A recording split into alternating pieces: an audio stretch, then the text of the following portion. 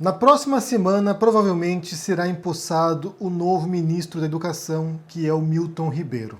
O Milton Ribeiro é advogado, teólogo, pastor evangélico, presbiteriano e ele vem para substituir, na verdade, o Abraham Weintraub, que causou muitos problemas no governo Bolsonaro, né? Foi um ministro que causou, de fato, um ministro olavista que veio para moer, entre aspas, comunistas e se deu mal, acabou sendo fugido para os Estados Unidos.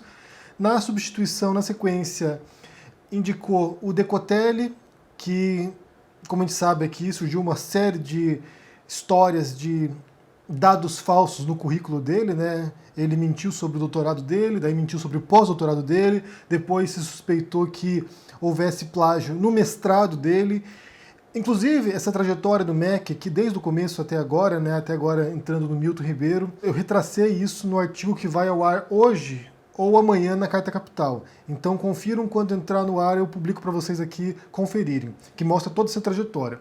Então havia uma grande dúvida, né, havia uma grande incerteza sobre quem substituiria o Weintraub, se seria um outro olavista, se seria alguém da ala ideológica do governo Bolsonaro, né, esses fanáticos, malucos, teóricos da conspiração, ou se entraria alguém de outra ala, né? E nesse caso em particular agora o indicado vem da ala evangélica, ou seja, vem agora um pastor, teólogo, e que começaram a surgir vídeos de pregações do Milton Ribeiro. Então, assim, na internet você tem vários vídeos dele agora falando, um deles que é bastante absurdo, na verdade, e eu trabalho mais sobre isso no artigo na carta, sobre ele falando da dor, da educação de crianças através da dor.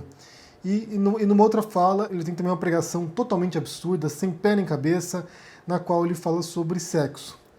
E você vê, né, nesses pastores, ou em alguns pastores, ou em algumas vertentes evangélicas ou cristãs, na Igreja Católica também tem um pouco disso, essa obsessão pelo sexo, essa preocupação exacerbada pelo sexo dos outros, principalmente pelo comportamento sexual dos outros. Eles ficam obcecados, eles ficam olhando o que os outros fazem, eles ficam desesperados. Se tem um casal gay, eles ficam alucinados, porque o que os outros fazem dentro de quatro paredes é de uma enorme preocupação para eles. É como se o mundo estivesse desabando, e a gente vai analisar isso hoje, na verdade. Por que que existe essa preocupação enorme, monumental, de certos grupos evangélicos, de certos grupos cristãos, de certos religiosos em relação ao comportamento sexual dos outros?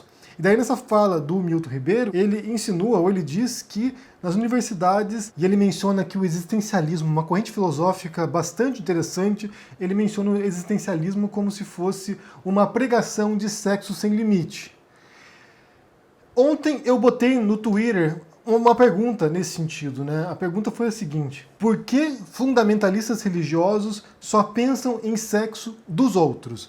E as respostas aqui foram as mais diversas, mas em tom geral, em linha geral, o que veio foi a resposta de que eles se preocupam com os outros porque eles não fazem, porque eles não transam. Então, assim, como eles são frustrados sexualmente, eles precisam se preocupar com os outros.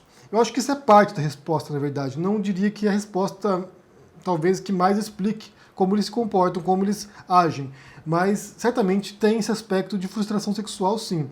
A gente poderia analisar aqui sob esse viés, né, tentar procurar alguns artigos nesse sentido, da psicologia ou da psicanálise, artigos freudianos, para tentar justificar isso, traumas sexuais talvez, né, como a gente vê no caso da Damares, por exemplo. A Damares é uma também que está constantemente, também faz parte do governo Bolsonaro e está constantemente nessa cruzada sexual. Ou seja, você tem assim essa paranoia coletiva em torno do sexo. E o próprio Weintraub também tinha isso, né? O ministro anterior, o olavista, também falava sobre isso, né? Balbúrdia nas universidades, gente pelada nas universidades. Isso realmente é um delírio total, né? Eu não sei até que ponto que essas pessoas frequentam universidades, né? O Milton Ribeiro, por exemplo, ou o Weintraub, não sei se eles vão nas universidades para ver esse tipo de coisa, porque sinceramente, eu publiquei ontem aqui, muita gente falando, gente, nunca vi nada parecido com isso. Em geral, na universidade as pessoas estão estudando, realmente, assim, acho que tem grupos ou outros ali que podem ter um pouco mais de liberdade sexual, mas no geral, a maior parte dos jovens que estão nas universidades estão mais preocupados em passar de ano ali, conseguir ser aprovado na matéria, do que ficar fazendo bacanal, fazendo suruba. Então, realmente eles têm de fato essa noção, esse conceito de que no mundo dos universitários, dos estudantes, dos professores, é tudo uma putaria sem fim. E de fato não é assim, bem longe disso, na verdade. Então, o que eu quero fazer com vocês, e eu vou jogar ideias para vocês, na verdade, eu vou assim propor um debate aqui sobre esse assunto, né? Por que existe essa obsessão sexual de religiosos. Eu quero saber o que vocês pensam, na verdade, mas eu vou propor aqui algumas ideias que já me ocorreram ao estudar o tema, ao estudar as religiões, ao estudar a ciência da religião também, e tentar entender o que acontece, né? Então, o primeiro aspecto que eu vejo tem a ver com a própria noção de espiritualidade deles, né? Então, assim, eles têm uma série de normas morais religiosas, ou seja, doutrinárias, que partem do livro sagrado que eles leem, que partem de Deus em última instância e que determinam certos comportamentos sexuais para os fiéis. Eu mencionei aqui recentemente o livro do Nietzsche, O Anticristo, que ele dizia, a crítica que ele fazia essencialmente ao cristianismo tinha a ver com isso, né? Que era uma religião, o cristianismo, e ali ele se remetia particularmente ao tipo de protestantismo que havia na Alemanha, mas o cristianismo como tal é uma religião da negação da vida. Então a gente nega essa existência terrestre. Essa existência terrestre é uma existência de dor, de sofrimento, e se nós formos bons cristãos, se nós formos caridosos, bondosos, abnegados, a gente pode ir para o céu depois. Se nós formos promíscuos, se nós formos maldosos, se a gente for, sabe, pessoas ruins nesse planeta, nessa existência terrena, a gente vai para o inferno ou para algum outro lugar de danação eterna. Então, a negação da vida tem a ver com isso. Eu vou abdicar, eu vou abrir mão de certos prazeres terrenos agora, de certas conquistas terrenas, e a gente pode pensar na história do cristianismo aqui, pelo menos entre os pobres, né? Porque na cúpula da igreja você sempre teve muita abundância, né? Você pega, por exemplo, os bispos, os papas na história, sempre tinha suntuosidade, banquetes, muita pompa, ouro, prata, e os pobres cristãos tinham que se sacrificar para poder pensar nesse reino supraterreno do pós-vida.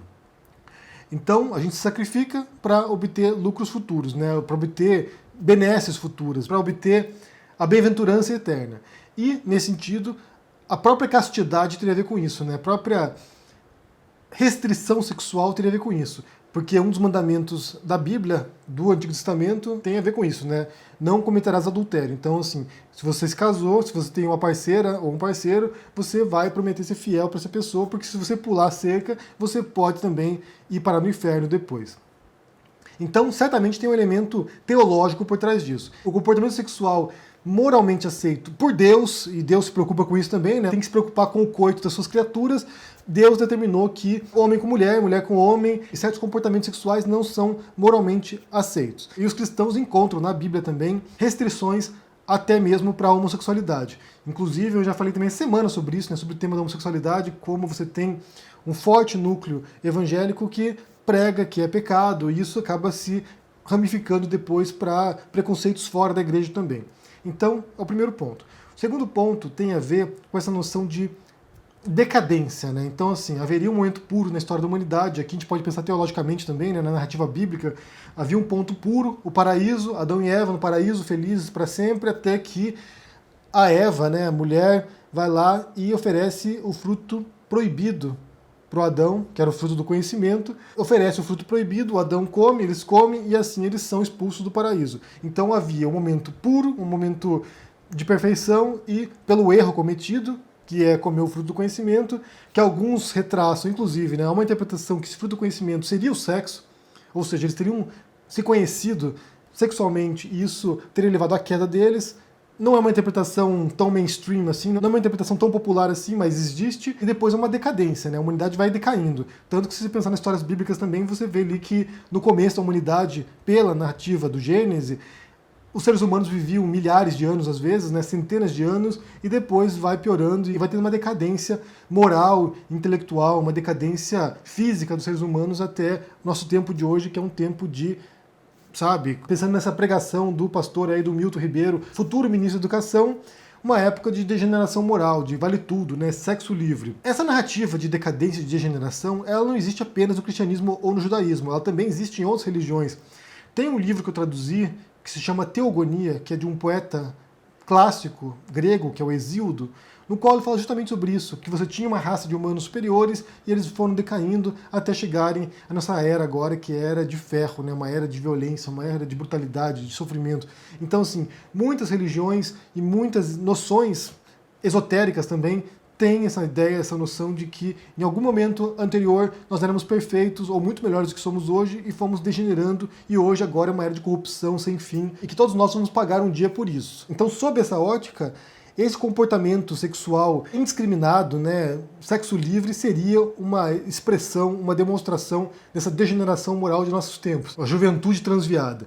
E toda época tem isso, gente. Toda época. Se você olhar, por exemplo, autores do século XVII, eles vão falar a mesma coisa. A nossa época, a pior época já existiu, é um povo degenerado, e assim por diante, né? Então, assim, cada intelectual de sua época acha que o seu tempo é o pior tempo de todos. Então, nesse sentido de comportamentos também tem isso. E uma coisa é fato, dos anos 60 em diante, houve uma tendência global de liberalização de comportamentos, né, de quebra de tabus, de rupturas, de transgressão mesmo. Muitas vezes as pessoas iam lá para chocar, para quebrar tabus, e nesse sentido isso expandiu bastante nossa noção de sociedade e de comportamentos dos outros também, de aceitação dos outros, do diferente, de respeito a minorias, de respeito às mulheres também. Você tem movimento feminista, de respeito à comunidade LGBT, você teve movimentos gays em Nova York, você teve, sabe, os mais diferentes intelectuais trabalhando sobre essa noção de ruptura de tabu e como esses tabus são totalmente arbitrários. Essas regras morais que existem nas sociedades, geralmente elas são construções históricas e sociais e contextuais, elas não são regras absolutas. Cada sociedade tem suas regras, cada período histórico tem suas regras, não são tábuas da lei escritas em pedra. Elas mudam, elas se transformam. E quando ele fala, por exemplo, ali de que houve essa degeneração de comportamentos, de liberalização de comportamentos, basta a gente pensar, por exemplo, que o cristianismo tem 2000 anos. A espécie humana existe há pelo menos uns 200 mil anos, talvez 300 mil anos. Ou seja, comportamentos sexuais fora das normas cristãs existem há muitos milênios.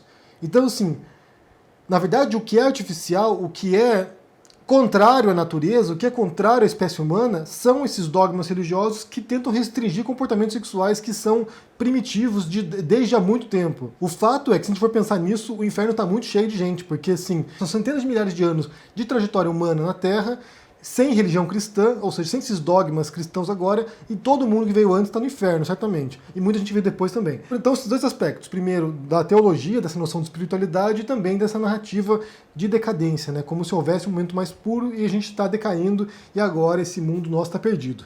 O mundo, né? Essa mundanidade nossa, né? Todo mundo nas universidades pelados, transando em todos os cantos, como se fosse uma cena, sabe, que você fosse agora numa federal aí no Brasil, se fosse encontrar isso. Bem, agora não, porque tá na pandemia, mas em tempos normais, se você fosse lá encontrar isso, e não encontra. Certamente você não vê nada parecido com isso. Um terceiro elemento que eu imagino tem a ver com o ataque ao conhecimento também. Porque esses ataques que o Weintraub e agora esse novo ministro da Educação faz à universidade, ao ambiente universitário, né, a corrente filosófica do existencialismo, então dá a entender que essas pessoas nas universidades, ao estudarem certos temas, certos assuntos, elas vão se degenerando. E aqui tem a noção do conhecimento como um perigo também. E aqui a gente volta ao fruto do conhecimento também, né? Adão e Eva. O conhecimento é perigoso para as pessoas. O conhecimento é perigoso para quem é dogmático. O conhecimento é perigoso para quem é fanático religioso. O conhecimento é um risco. Então, se você for para uma universidade estudar, aprender coisas novas, aprender filosofia, ler Sartre, imagina que perigo, ler Simone de Beauvoir, isso vai, sabe, te degenerar. Ou, em outros sentidos, vai tirar essas vendas de fanatismo e vai te mostrar outras realidades e outros pensamentos. Então, para muitos fanáticos, que os seus fiéis consigam ver o mundo sem a venda do fanatismo, é um risco enorme de fato. Eu até falei sobre isso tempos atrás aqui, quando começou a pandemia, de que pastores queriam reabrir as igrejas de maneira desesperada, porque eles sabem que meses sem essas pessoas irem para o culto, pode sim levar essas pessoas a se desviarem, entre aspas, a deixar a religião e começar a procurar outras respostas. Porque uma das forças de conquista dos fiéis é esse julgo mental e moral sobre elas. É constantemente puxando elas de volta, que olha só o cabresto aqui, olha, não, você tem que seguir aqui os preceitos. Se você começar a estudar, se você estudar Nietzsche, se você ler o Anticristo, isso aqui não, você vai se degenerar, você vai fugir da gente. Então é importante manter sempre o cabresto bem puxado aqui para que não fuja. Um outro elemento que eu penso também que tem a ver com isso, tem a ver com essa noção de contraposição entre nós, os puros, os justos, os que seguem a vontade de Deus, e os outros, né? E o mundo, as pessoas impuras, os deformados, os degenerados. Então isso dá uma sensação, um senso de comunidade, um senso de pertencimento a um grupo melhor, superior aos demais. Embora todos os cristãos saibam que eles são pecadores, eles são menos pecadores do que os demais pecadores. Porque, por exemplo, um gay ele vai para o inferno. Porque, por exemplo, um filósofo que estuda existencialismo vai para o inferno também, certamente. Uma feminista vai para o inferno. Então, pessoas que estão fora desse espaço de dominação religiosa, doutrinária, pessoas que estão fora disso são muito mais pecadores e muito mais impuros do que quem está dentro da religião. Então, é preciso que eles se distingam. Eu conheço o caminho, a verdade e a vida, eu sei o que é a fé verdadeira, eu sei quais são os preceitos morais, eu tento seguir esses preceitos morais, eu tento não ser promíscuo, eu tento não praticar sexo livre por aí, mas quem está fora desse mundinho meu aqui é muito pior. Essas pessoas aqui realmente merecem meu desprezo. E há uma noção em algumas vertentes religiosas, né, algumas vertentes cristãs, de predestinação. Então, assim, há esse conceito de que algumas pessoas são escolhidas para ir para o céu. Não são todos que vão naturalmente para o céu. Sabe-se lá por que Deus criou pessoas que vão para o inferno, certamente. Me parece bastante cruel pensar desse modo, mas ele criou lá um grupo de pessoas escolhidas, santas, que vão subir para sentar junto com ele ao lado do trono dele, enquanto o resto vai arder nas chamas do inferno. Então, isso faz parte de certas noções, certas doutrinas. Vale lembrar que existem as mais distintas correntes de cristianismo, algumas muito mais tolerantes, muito mais abertas, muito mais modernas, em certo sentido, né, muito mais sintonizadas com os tempos atuais, e tem outras que são muito mais retrógradas, muito mais primitivas, muito mais atrasadas, muito mais intolerantes também. Então é difícil você botar todo mundo no mesmo balde, mas, de certo modo, as religiões também têm essa noção de controle do corpo dos fiéis. É o controle da mente dos fiéis, daquilo que eles podem pensar, daquilo que eles podem sentir, controle do desejo, e também tem a ver com o controle dos corpos das pessoas, o que elas devem vestir, como elas devem se comportar, como elas devem falar dentro da igreja, ou seja, é uma espécie de controle de fato em muitas esferas, tanto na vida pública dessas pessoas, na comunidade que elas vivem, seja enquanto cidadãs, mas seja quanto religiosa, e também da sua esfera privada, daquilo que elas se comportam, daquilo que elas pensam. Porque Deus lê os pensamentos das pessoas. Então, se você pensar coisas impuras, Deus vai saber, o pastor pode não saber, mas Deus vai saber, e você vai ter que pagar por isso em algum momento. Vai ter que se confessar, se for católico, ou fazer algum tipo de penitência para poder se limpar disso. Então, o que eu observo nessa questão sexual é que não tem apenas a ver com a frustração, que tem a ver com isso, mas não apenas isso, tem a ver com a frustração sexual, mas tem a ver com esse controle doutrinário, dogmático das pessoas em seus vários campos de atuação, seja na vida pública ou privada. E tem a ver também com a narrativa mitológica da Bíblia, né? Com todas essas histórias que estão dentro dos livros sagrados e que são inculcadas nas pessoas para que elas sigam. Então, assim, vocês têm que ser puras, justas, fiéis a Deus, senão vocês vão pagar depois. É uma negação da vida. Como diz a leitura do Nietzsche, é uma negação da vida terrena em prol de uma vida transcendental num local melhor. Mas como eu disse, eu estou compartilhando com vocês aqui as minhas impressões sobre esse assunto, as minhas leituras, né? O que eu extraio dessa obsessão sexual de certos cristãos, de certos evangélicos. Esse desespero por fiscalizar, por patrulhar o rabo dos outros. É assim, realmente é uma fixação por sexo. Eles mais falam de sexo do que quem não é cristão. É simplesmente uma obsessão por isso. Mas eu quero saber o que vocês pensam sobre isso, né? O que vocês interpretam a partir dessas falas do pastor e futuro ministro da Educação, o Milton Ribeiro. Eu vou deixar para vocês aqui no comentário fixado o link para a reportagem sobre esse assunto, que tem um vídeo no qual ele fala sobre isso. O que você pensa sobre esse assunto? Por que você acha que evangélicos ou cristãos em geral, ou católicos, são tão obcecados por sexo e por cuidado que os outros fazem? Qual é o propósito disso? Deixe no comentário aqui embaixo, deixe o joinha. Assine o canal, confira meu livro que está na pré-venda agora na editora Minha Especialidade é Matar, que já está disponível na Amazon também. E a gente se vê por aí. Tchau!